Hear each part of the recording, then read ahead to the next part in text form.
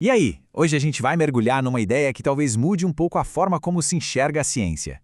Porque, no fundo, ela não é só um monte de fatos num livro. É uma história humana, uma jornada que está sempre mudando e que é movida pelas nossas curiosidades e até pelos nossos medos mais básicos.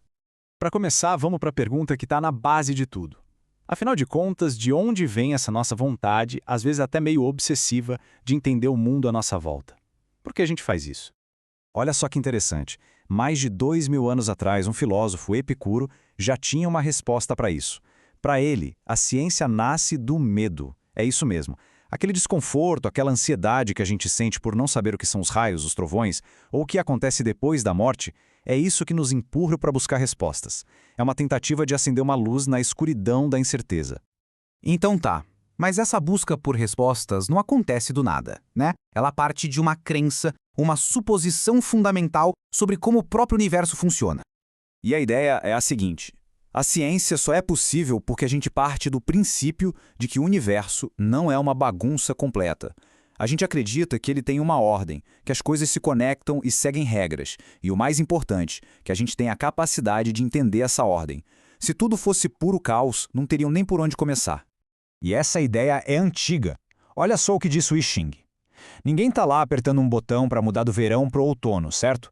E mesmo assim, as estações seguem seu ciclo, de forma previsível. É exatamente essa ordem natural, que funciona por si só, que a ciência tenta desvendar.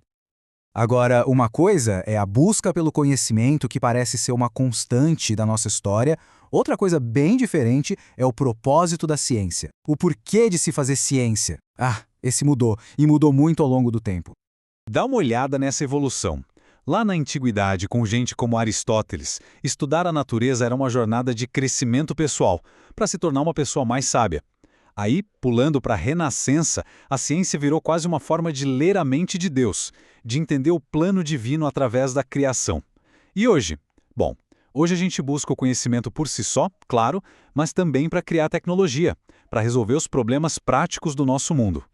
E o mais curioso é que a ciência não seguiu um caminho único. Por séculos, tivemos duas grandes tradições correndo em paralelo. A oriental, mais focada na nossa harmonia com a natureza, no equilíbrio, e, olha que fato, ela foi superior cientificamente por uns 1500 anos. Já a tradição ocidental buscou ser mais objetiva e encontrou na matemática uma linguagem universal. E foi essa abordagem que, depois de 1600, acabou se tornando dominante no mundo.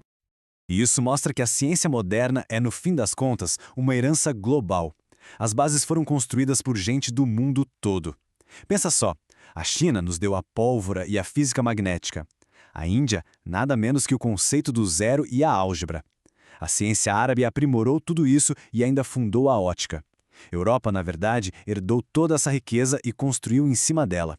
Certo, mas com tanta gente e tantas ideias diferentes, o que faz com que essa busca por conhecimento seja chamada de ciência e não de outra coisa? Bom, para isso precisa ter regras claras, um jeito certo de jogar o jogo. E aqui está o ponto central de tudo. O que separa a ciência de outras formas de conhecimento é o método. É um caminho organizado que o pensamento precisa seguir para testar uma ideia, para chegar a uma conclusão. Sem método pode ser qualquer coisa, menos ciência. E esse caminho começa com uma hipótese. O que é isso? É basicamente um palpite educado. Uma explicação provisória para alguma coisa que precisa obrigatoriamente ser colocada à prova. Não é uma verdade, é um ponto de partida para investigar. Agora, quando um monte de hipóteses relacionadas são testadas, retestadas e todas se confirmam, aí a gente sobe de nível. Elas se organizam para formar uma teoria. E aqui, cuidado, teoria na ciência não é achismo, é exatamente o contrário. É um modelo explicativo super sólido e comprovado, como a teoria da relatividade de Einstein. É coisa séria. E para fechar esse ciclo vem a prova. A prova é a demonstração, seja por lógica ou por experimento, de que a sua ideia bate com a realidade. É a hora em que a hipótese se conecta com os fatos do mundo real e se sustenta.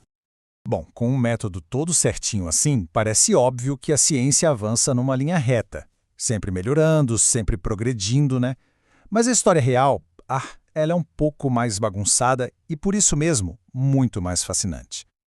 Então fica a pergunta no ar. Será que o progresso científico é mesmo essa marcha constante e direta em direção à verdade final e absoluta?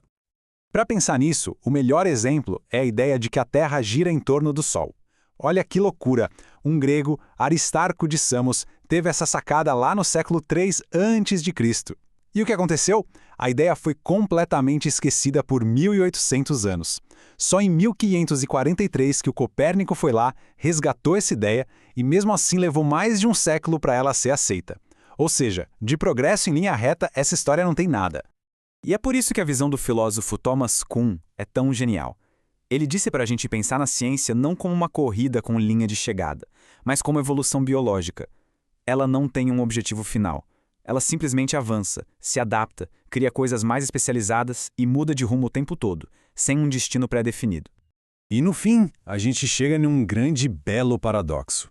Quanto mais a ciência explica o mundo, mais a gente descobre um universo que é, ao mesmo tempo, incrivelmente simples em suas regras fundamentais e infinitamente mais estranho e maravilhoso do que a nossa imaginação conseguia prever. A busca nunca termina, porque cada resposta que a gente encontra só revela 1 milhão de novas perguntas ainda mais fascinantes.